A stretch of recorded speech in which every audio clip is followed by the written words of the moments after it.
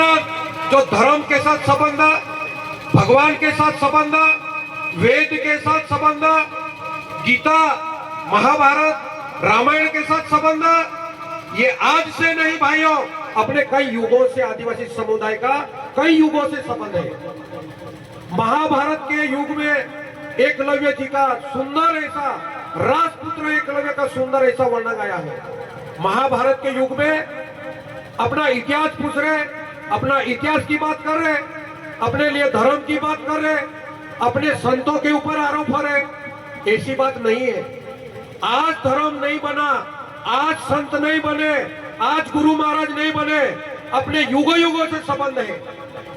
महाभारत के युग में एकलव्य ने ऐसा पात्र बजाया है, ऐसा कर्तव्य, ऐसा धर्म बजाया है कि जो गुरु महाराज ने विद्या देने के लिए मना करा, खुद मिट्टी का गुरु बनाया। मिट्टी का, विश्व में ऐसा कोई दाखला नहीं है कि मिट्टी का गुरु बना के विद्या ग्रहण किया, ऐसा कोई दाखला नहीं है। अपने समाज में है, अपने समाज में है। महाभारत के युग में, कृष्ण अवतार के युग में, कौरव पांडवों के युग में अनेक धनुर्धर हुए, अर्जुन जी हुए, अनेक ताकतवर हुए, भीम जी हुए।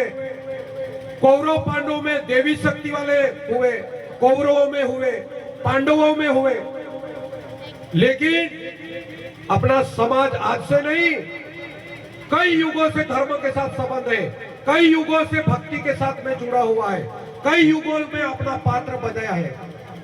एकलव्य ने जो पात्र बजाया, वो पात्र ऐसे बजाया। एकलव्य क्या सिखा के गया, एकलव्य ने हमको क्या दिया, एकलव्य से हमने क्या सीखना चाहिए? बहुत बड़ी बात है भाइयों, बहुत बड़ी बात है। जिंदे चलते फिरते गुरु तो मिल जाते हैं। जो शरीर स्वरूप में गुरु है वो मिल जाएंगे, संत मिल जाएंगे। भगवान के कृपा से ऐसे ऐसे संत अपने समाज में मिले हैं। नसीब है अपना। आज गुरु ब्रह्मा, गुरु विष्णु, गुरु देवो महेश्वरा, गुरु साक्षात। साक्षात का मतलब क्या है?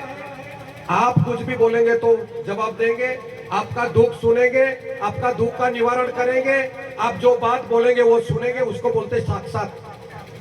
गुरु साक्षात परब्रह्म तस्मै श्री गुरुभे नमो। ब्रह्म विष्णु महेश आपको नहीं मिलेंगे, लेकिन वो तीनों की भी बात बताने वाले यहाँ साक्षात बैठे, ऐसा अर्थ है उसका।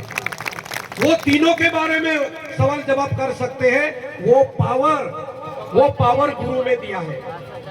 वो जिंदा गुरु, शरीर स्वरूपी गुरु एकलव्य को नहीं मिला, नहीं मिला।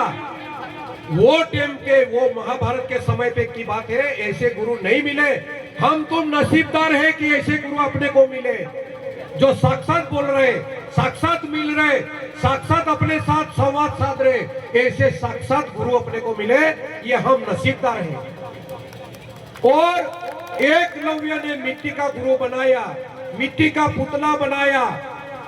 अपने लोग बोलते हैं ना, हमको तो कोई महात्मा नहीं मिला, हमको तो कोई महाराज नहीं मिला, हमको तो कोई उपदेशी नहीं मिला, हमको तो कोई बोध देने वाला नहीं मिला, हमको तो कोई रामायण बताने वाला नहीं मिला। नहीं, वो समय में नहीं मिलते थे। अभी तो ढूंढने जावे तो परमात्मा मिलता है। गुरु संत तो मौजूद है, धरती पे है मौजूद।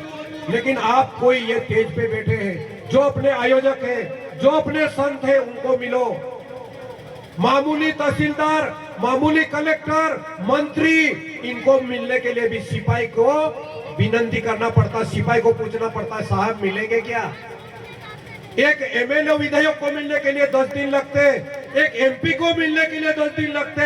अरे भगवान को मिलने के लिए कोई तो बीच में चाहिए, उसको भी जानने वाले लोग हैं। लेकिन हम वो आदमी को नहीं मिलते जिसको भगवान का पता है। हम वो आदमी को मिलते जो रास्ता गलत ले आते, ऐसे आदमी को मिल जाते, फिर बोलते कि धर्म गलत है। धर्म गलत नहीं है, संत गलत नहीं है, गुरु गलत नहीं है। परमात्मा परमेश्वर के पास ले जाने वाले लोग मौजूद है, मौजूद है। इसलिए एकलव्य ने हिम्मत नहीं हारी। राजपुत्र एकलव्य, उसके शास्त्र छपे गए, रिकॉर्ड बना, वेद में नाम आया, महाभारत में नाम आया, इतिहास बना उसका। गुरु ने नहीं बोलने पर भी मिट्टी का गुरु बनाया और मिट्टी के गुरु के सामने बैठे और मिट्टी के गुरु के सामने बोला कि हमको धनुर्विद्या सीखना है, विश्व में एक नंबर का धनुर्धारी बनना है। हमको गुरु ने नहीं बोला, लेकिन गुरु की साक्षात मूर्ति हमने बनाई। गुरु साक्षात परब्रह्मा, वो निर्जीव चीज के आगे बैठ के उसमें ध्यान लगाया, स्मरण किया, चिंतन किया और कई महीनों में, कई दिनों में उनको ऐसा अनुभव हुआ कि हमको विद्या प्राप्त हो रही है। ये जो निराकार स्वरूप की अध्यात्म वस्तु है, यह अध्यात्म वस्तु है। ये जैसी दुनिया दिखती है वैसा आध्यात्मिक ज्ञान नहीं दिखता, निज स्वरूप नहीं दिखता। कृष्ण भगवान 18 दिन गीता का अध्याय बोला, एक दिन में एक अध्याय। कृष्ण भगवान ने 18 दिन 18 अध्याय बोले, भाई साहब ये पानी मत दो, पानी बांटना बंद करो, इनको कुछ मत दो, हमने खाना भी नहीं खाया, हमने पानी भी नहीं पिया, 1 कलाक के लिए उनको पानी भी मत दो, इनको कोई दया मत करो। ये चीज ऐसे एसी में बैठ के मिलने वाली नहीं है, ये चीज तपस्या की है, ये चीज तपस्या की है, मस्ती की नहीं। ये चीज टाइम पास की नहीं है, ये जिंदगी का सवाल है, जिंदगी का। मैं मिलिट्री का आदमी हूं, मेरा साथीदार वहां बैठा है। ऐसी चीज हमको पेटी, ढोलक और तबला लेके घूमने की क्या गरज पड़ी है? हम तो माजी सैनिक है, माजी सैनिक है, सर्विस है, सब कुछ है, फिर यहाँ डोंगर गांव तक आने की क्या गरज है? हमको समाज क्या देने वाला है? कितने रुपए देने वाला है समाज हमको यहाँ आने के लिए? ये टाइम पास नहीं है। आने वाला समाज भयानक है, भयानक। अगर समाज नहीं सुनेगा, अगर समाज संतों के रास्ते पे नहीं चलेगा तो दशा खराब होने वाली अपने। राजा लोग थे ना, राजा लोगों की 3 आदत थी, 3 राजा लोग जो दरबार उजाड़ हो गए, दरबार बर्बाद हो गए। राजा लोग सामान्य इंसान के तरफ बाजार में, बड़वानी में, इंदौर में फिर रहे, राजवाड़े सुने हो गए, राजवाड़े सुने हो गए। उसका क्या कारण है मालूम है? राम, रमी और रमा, तीनों चीज की एक ज राशि है, एक ज राशि है। राम, रमी और रमा। राम म्हणजे दारू, रमी म्हणजे जुगाड़ और रमा म्हणजे बाई। रमा सीता का नाम है, उमा पार्वती का नाम है। ये राजवाड़े ऐसे बर्बाद नहीं हुए, ये राजवाड़े ऐसे उजाड़ नहीं हुए, ये राजा लोग ऐसे गरीब नहीं हुए। उनके यहाँ काम करने वाले आज बंगले बना के हैं और जो राजा थे वो लारी पे भजी खा रहे, बाजार में भजी। ऐसे नहीं, मस्ती में बर्बाद नहीं हुए वो।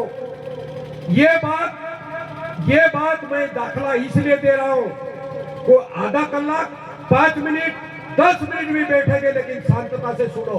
अपने को समझाने वाला कोई दूसरा समाज आने वाला नहीं है। जैन समाज नहीं आएगा, पटेल समाज नहीं आएगा, सिंधी समाज नहीं आएगा, कोई अन्य समाज नहीं आएगा। वो तो अपने को झाड़ पे चढ़ाते। आदिवासी तो मूल मालिक है, आदिवासी तो धरती का मालिक है। आदिवासी के पास क्या है? देखो ना, हमने रथ में बैठ के देखा, क्या है अपने पास में? जिसके पास करोड़ों रुपए है वो शिव पुराण सुन रहे, जिसके पास लाखों रुपए है वो रामायण सुना रहे।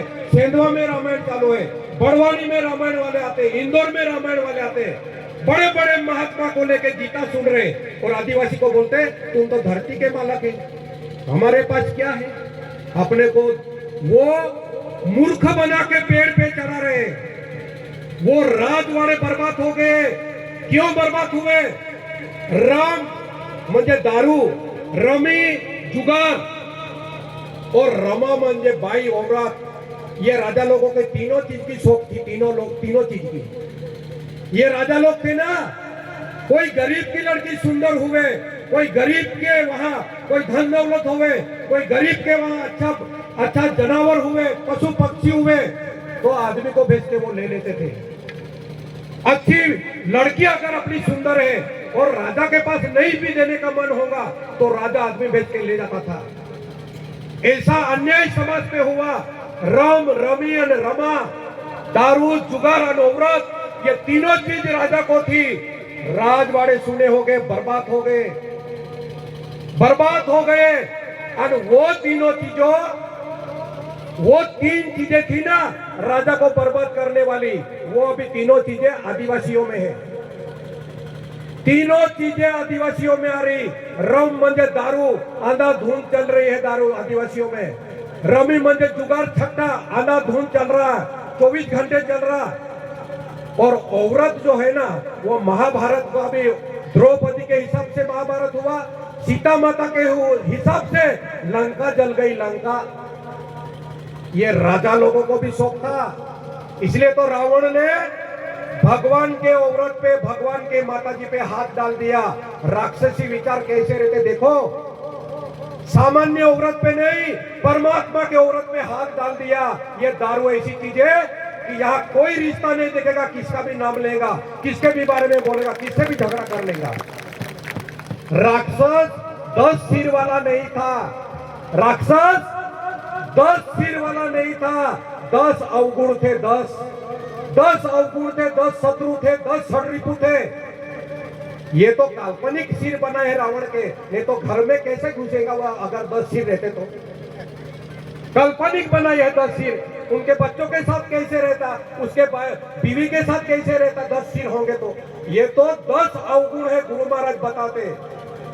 मद, मोह, मच्छर, अहंकार, जो ये 5 षड्रिपु है, 5 विषय है, शब्द, रस, गंध, स्पर्श, ऐसे 5 विषय और 5 जो षड्रिपु है, ये 10 है ना, ये इंसान को राक्षस बनाता, राक्षस। इसलिए गुरु महाराज बोलते कि तुम पहले व्यसन छोड़ो, फैशन छोड़ो, कुरिवाज छोड़ो और इंसान बनो। क्यों? कि रावण की लंका जल गई थी। एक औरत पे हाथ डालने से सोना जलता नहीं है कभी भी। आज भी देखना, बाजार में जाके सोनार के पास जाओ, सोना जलता नहीं है। फिर भी लंका क्यों जली? फिर भी लंका क्यों जली? पूरे सोने की थी, सोना तो जलता नहीं, फिर भी जल गया। अगर तुम्हारी नजर अगर गलत रखेंगे, मां बहन पे गलत नजर डालोगे, नशा करोगे, दुनिया पे अन्याय करोगे, अत्याचार करोगे, मां बहन पे गलत नजर डालोगे, किस पे भी हाथ डालोगे, किसकी भी संपत्ति पे हाथ डालोगे, समाज पे अन्याय करोगे, नशा करोगे, मांस मदिरा खाओगे, तो सोना भी जल गया था, आपका भी जल जाएगा, ऐसा रामायण वाले का कहना है। नहीं जलने वाली चीज जल गई थी तो तुम क्या चीज है, आपका भी बर्बाद हो जाएगा, ऐसा ये रामायण लिखने वाले का, तुलसीदास का कहना है। इसलिए एकलव्य ने जो मिट्टी के आगे विद्या प्राप्त की, वो आदिवासियों का कई सालों से संबंध है धर्म के साथ। राक्षस बनने की बात, ये तीनों चीज, रम रमी रमा, तीनों चीज राजा को बर्बाद कर दिया। अभी अपना नंबर आ रहा है, अपने समाज में ये चल रहा है। जिस गांव में बैंड पार्टी आएगी, जिस गांव में अपने लड़के बैंड पार्टी में है, अपनी लड़की की शादी है, अपने लड़के की शादी है, अपने लड़के के अपने जो मित्र है, अपने काका बाबा के लोगों के बैंड पार्टी है। एक पेज पे से मैं विनती कर रहा हूं समाज को, मैं इस समाज का हूं, मेरा समाज है, मेरा परिवार है, मेरे भाई बंद है, मेरे माँ बहन, मेरी बेटियां हैं, मेरे जो पिताजी के समान, भाई के समान, बच्चों के समान है, मेरा परिवार है। जिस समाज में हमने जन्म लिया वो समाज को बोलना हमारा धर्म है, हमारा कर्तव्य है। इसलिए मैं बोल रहा हूं, जहां जहां भी शादी होंगी, जहां जहां भी अपने लोग बैंड लेके आएंगे, तो मयत में जो वाजंत्री बजाते हैं, उत्तर कार्य में जो वाजंत्री बजाते हैं, तूर बोलते हैं हमारे यहाँ, तूर, यहाँ एमपी में क्या बोलते होंगे, लेकिन मयत में बजाते वो तूर, उत्तर कार्य में बजाते वो तूर, शादी में कभी मत बजाना, समाज का नुकसान होगा, समाज का नुकसान होगा। मांदल बोलते हैं इधर, मांदल, तिरला महाराज मांदल, मांदल जो है ना मांदल, उसका म्यूजिक बैंड में मत बजाओ। ये जो ध्वनि है ना, ध्वनि, ये जो आवाज है ना, शब्द, ये परमात्मा को धरती पे ला सकते। ये तबला है ना तबला, ये भगवान को धरती पे ला सकता। भजन है ना भजन, ये भगवान को अवतार लेने लगा था। तो ये जो मांदल है ना मांदल, ये शादी में अगर बजाएंगे तो ये आवाज का ध्वनि का समाज की मानसिकता पे परिणाम होगा, समाज को दुख आएगा, सुख नहीं मिलेगा। ये बात आप नोट करके रखो। दुख ऐसा नहीं आ रहा, समाज बोल रहा है अपन तो किसका कुछ नहीं बिगड़ रहे, फिर समाज का परिवर्तन क्यों नहीं होता? जो चीज मौत में बजाते वो तुम शादी में बजाते, दुख नहीं आएंगे तो क्या सुख आएगा? कैसे परिवर्तन होगा? अच्छे अच्छे गाने बजाओ, खूब धरती पे गाने हैं, आदिवासी बजाओ, कोई भी समाज का गाना बजाओ। मयत में बजाने वाले मांदल मत बजाओ, उसमें म्यूजिक में मांदल की चाल मत बजाओ, नाचो मत। मौत में नाचते नहीं है, मौत का मांदल बजा के नाचो मत। जो चीज में नाचना है, ढोल है आदिवासियों में, उस पे नाचो, दूसरे चाल दूसरे म्यूजिक में नाचो। ये जो एक संत है, ये संत की बातों पे आओ। भले अपन मूल निवासी होंगे, भले अपन आदिवासी समाज धरती के मालक होंगे, ये बोलने वाले बोल रहे हैं, लेकिन अपनी बर्बादी हो रही, रोज बर्बादी हो रही, रोज बर्बादी हो रही। अपनी कोई श्रीमंती अमीरी नहीं हो रही, अपनी बर्बादी हो रही। इसलिए संत जो है रात दिन मेहनत कर रहे, रात दिन। जो महाभारत में 18 अध्याय बने, गीता के 18 अध्याय बने, कैसे बने?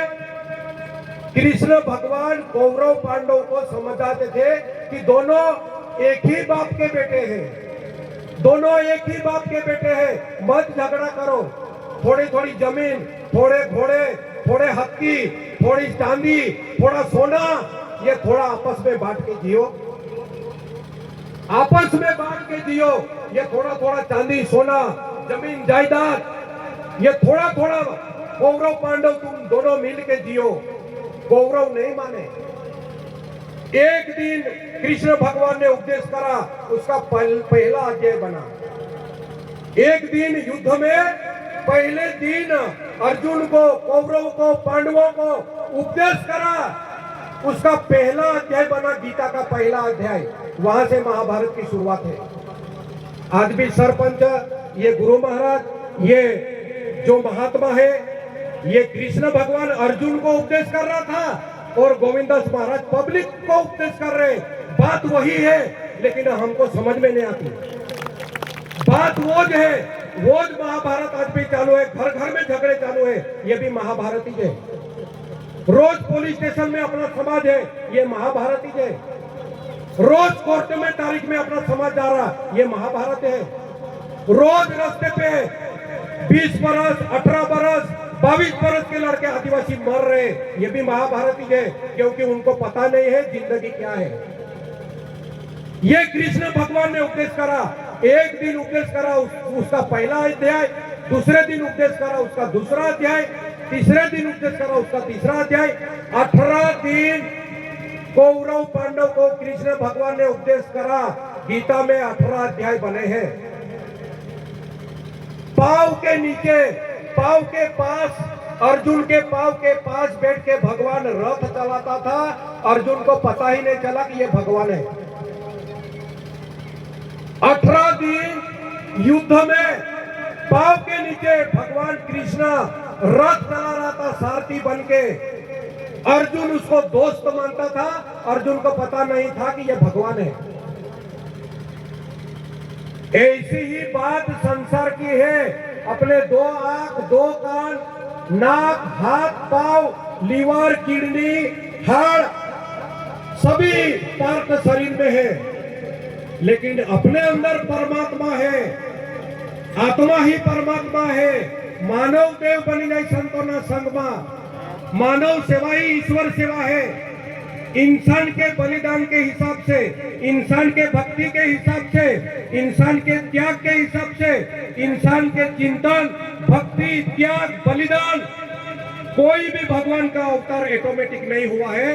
इंसान की तपस्या की वजह से भगवान का अवतार हुआ है। ऑटोमेटिक अवतार नहीं हुआ है। कोई भी पुराण पाचो, रामायण पढ़ लो, गीता पढ़ लो, वेद, पुराण, शास्त्र, ऑटोमेटिक कोई अवतार नहीं हुआ। इंसान की तपस्या के हिसाब से अवतार हुए हैं। वो भगवान को खड़े करने की ताकत इंसान में है। जैसे अर्जुन को नहीं समझा कृष्ण भगवान भगवान है, वैसे अपने को पता नहीं है कि अपने अंदर आत्मा है, वो परमात्मा का अंश है, पता नहीं है। इसलिए कृष्ण भगवान के स्वरूप में सदगुरु भेजे हैं भगवान ने, सदगुरु। इनसे समझ लो, ये फोकस जल रहा है, फोकस जल रहा है, इसमें भी करंट है। ये स्पीकर बज रहा है, इसमें भी करंट है। मैं बोल रहा हूं, माइक मैं बोल रहा हूं, आप सुन रहे हैं, इसमें भी करंट है। पानी की मोटर वहां चालू है, उसमें भी करंट है। घर में कूलर चल रहा है, उसमें भी करंट है। एम्पलीफायर वो एक को बज रहा है, वहां बेंजो बजा रहा है, हारमोनियम बजा रहा है, तबला के पास माइक है, उसमें भी करंट है। जो कूलर ठंडी हवा देते हैं, जो कूलर ठंडी हवा देती है, एसी ठंडी हवा दे रही है, उसमें भी लाइट है।